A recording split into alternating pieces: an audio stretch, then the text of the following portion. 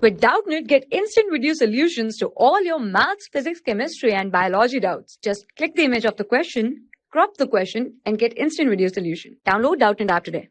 Hello friends, so here's a question. It says that draw graph of the following expression, also find the extremum values if it exists. Okay, so we have this function and we have to draw the graph for this function, and we also have to find the extremum values, that is the maximum and minimum value if they exist. Okay, so let's start. Let me write down the given function first, that is mod of x minus 1 minus mod of x minus 6, right? Now here you can see that this mod will become 0 at x equal to 1, right? And this mod will become 0 at x equal to 6, right? So we have to divide the whole interval at these 2 points. Okay, so I will take 3 intervals. One will be for x less than 1, another will be for x greater than 1 but less than 6, and a third will be for x greater than 6. Okay, so here if we take x less than 1, then this mod will have negative values, right? So this will open with a negative sign. So we will have minus x minus 1 minus this mod will when I put x less than 1, this mod will also have negative values, right? So this will also open with a negative sign. So this will also be minus of x minus 6, right? So if we solve this thing, we will have 1 minus x plus x minus 6. So x will be cancelled and we have 1 minus 6, that is minus 5, right?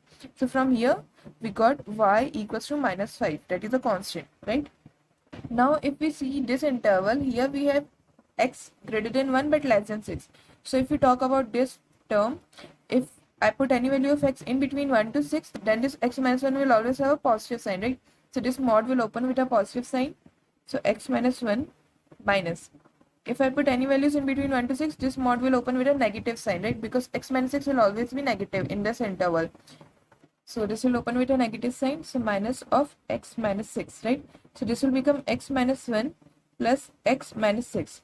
So that will be 2x minus 7, right? So from here we got the value of y as 2x minus 7, right? Now in this interval, when x is greater than 6, both this mod will open with a positive sign, right? So we will have y equals to x minus 1 minus x plus 6.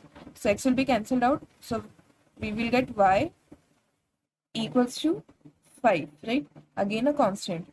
So we finally have these values of y in these given intervals. Okay, so let's draw the graph. Let this be a coordinate axis, right? Y-axis, and this is the x-axis. Here we have points 1, 2, 3, 4, 5 and 6, right? So this is 1 and this is 6. So from here we can see that when x is less than 1, y is a constant, that is minus 5, right? So somewhere here we have minus 5 and somewhere here we have 5, right? So for x less than 1, we have y equals to minus 5, that is a constant, right? So for x less than 1, we will always have y as a constant, that is minus 5, right? It will be a straight line parallel to x-axis, right? Now in this interval, for x greater than 6, y is always equal to 5, right? That is again a constant. So for any value greater than 6, y is always equal to 5, right? So it will be again a straight line parallel to x-axis, right? And now for the interval in between 1 to 6, we have a straight line y equals to 2x minus 7, right?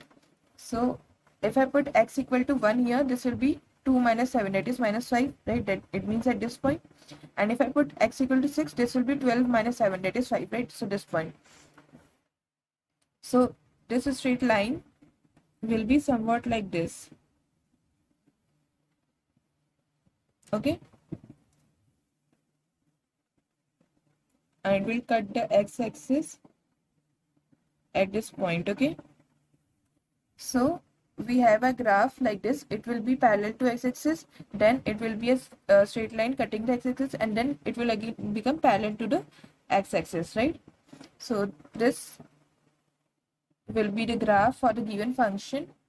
We can find out this point where it is cutting the x-axis by equating this equation to 0, right? So this 2x minus 7 will become 0 at x equal to 7 by 2, right? It means this point is basically x equal to 7 by 2, right?